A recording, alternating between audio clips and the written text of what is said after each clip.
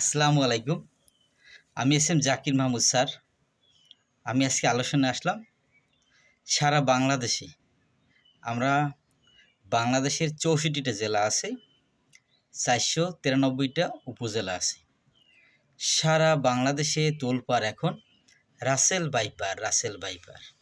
আসলে রাসেল বাইপার নিয়ে যে এত আলোচনা, আপনারা যারা বেশি আলোচনা করছেন, রাসেল বাইপার আলোচনা করে কি মানুষকে সুস্থ করা যাবে না অসুস্থ করা যাবে? আমরা সচেতন করতে পারি, আপনারা এইভাবে চলবেন, এভাবে হাঁটাচলা করবেন। কিন্তু এই রাসেল ভাইপার এখানে ওখানে আসে, এই মারা গেছে ওই মারা গেছে, তা না করে আমাদের কি করতে হবে? আমাদের দেশের মানুষকে সকলকে সচেতন হতে হবে।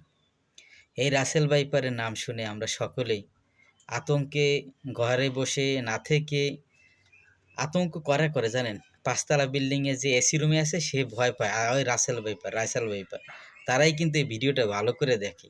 কিন্তু এই রাসেল ভাইপার যেখানে যে সকল স্থানে চলাফেরার উপযোগী, যে সকল স্থানে রাসেল ভাইপারের বসবাসের স্থান, তারা কি জানে রাসেল ভাইপারের কতটা হিংস্র, কতটা ভয়ঙ্কর? আর জানেও না, তাদেরও সমস্যা হয় না। তারা ইউটিউব চ্যানেল, ফেসবুক, ইনস্টাগ্রাম সকল কিছুতে ঘাটাঘাটি করে দেখে না।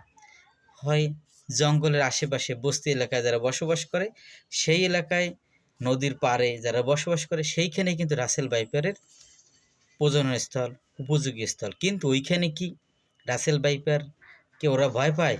ওরা ভয় পায় না, ওরা সাহসী। গ্রামের মানুষকে রাসেল ভাইপারকে ভয় পায়? ভয় পায় না, তারা সাহসী।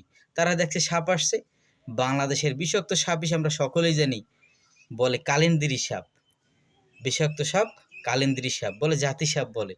ওই সাপ কিন্তু খুবই বিষাক্ত, যার ছোবলে কোনো নিস্তার নাই। ওই সাপ কিন্তু গ্রামগঞ্জে বসবাস করত, আর ওই সাপ কিন্তু ধরত কারা? ওই গ্রামের সাহসী যোদ্ধারা। রাসেল ভাইপার থেকে আমরা বাঁচতে হলে কি করতে হবে? সতর্ক হতে হবে, মনে সাহস নিয়ে চলতে হবে। ভীতু হয়ে এক কোনায় বসে থাকলে কাজ হবে? রাসেল ভাইপারের কিছু চরিত্র আছে, সেই চরিত্রের মধ্যে আছে হাঁসের মতো ফ্যাস ফ্যাস ফ্যাস ফ্যাস করে। যেমন হাঁস, অনেক হাঁস আসে, চীনা হাঁস, রাজার হাঁস, প্যাক প্যাক ফ্যাস ফ্যাস করতে করতে সামনে এসে কি করে? মানুষটাকে ঠোরানোর চেষ্টা করে। ঠিক একইভাবে ওই সব ওরকম ঠোরানোর চেষ্টা করে। কিন্তু যে যত বেশি দেখা যায়, তার আস্তে আস্তে তার বিষধর অতটা পাওয়ারফুল না। কালিন্দিরি সাপ, জাতি সাপ যেমন পাওয়ারফুল, তাই ওই সব যখন হাঁস যখন সামনে আসে, কি করতে হবে? আমাদের বাঁচতে হলে আমাদের কি করতে হবে? সাহসিকতার সাথে সামনে এগিয়ে চলতে হবে। আমরা জানি যে ভয় এমন জিনিস, ভয় মানুষের মনে যদি ভয় একবার ঢোকে, সে যে কোনো মুহূর্তে মৃত্যুবরণ করতে পারে। তাই ভয় নিয়ে চলবো না। আমাদের মনের ভয় হচ্ছে সব থেকে বড় ভয়। মনে যদি সাহস থাকে, আমরা সামনে এগিয়ে যাব। সামনে জীবনে যেদিন মহান আল্লাহ তাআলা মৃত্যু লিখে রাখছে, সেদিন আমাদের মৃত্যু হবে, কেউ ঠেকাতে পারবে না। আর যেদিন আমাদের মৃত্যু হবে না, সেদিন আমরা রাসেল ভাইপার কেন, সিংহের সামনে পড়লেও বেঁচে আসবো, বাঘের সামনে পড়লেও বেঁচে আসবো। আর যেদিন আমাদের মৃত্যু হবে, সেদিন সোনার পালঙ্কে, অর্থাৎ 5তলা বিল্ডিংয়ের এসি রুমে ঘুমাবো। কোরমা পোলাও খেয়ে ঘুমানোর পরও কিন্তু আমাদের মৃত্যু হতে পারে। তাই আমরা সকলে সচেতন হই, সাবধান হই, মনে আতঙ্ক না নিয়ে আমরা সামনে এগিয়ে যাব। মহান আল্লাহ তাআলার হুকুম হাকাম মেনে চলতে হবে। আর কি, রাসেল ভাইপার নিয়ে যে ভীতি সঞ্চার করছে, সে থেকে আমাদের সকলকে সচেষ্ট হতে হবে, সকলকে সাহস নিয়ে চলতে হবে। রাসেল ভাইপার হতে পারে সামনে আসলো, তাহলে কি করতে হবে? ও ফুসফুস করে সামনে এসে কামড়াবে, ঠোকর মারবে, সে অপেক্ষায় থাকবো? আমরা কি করব?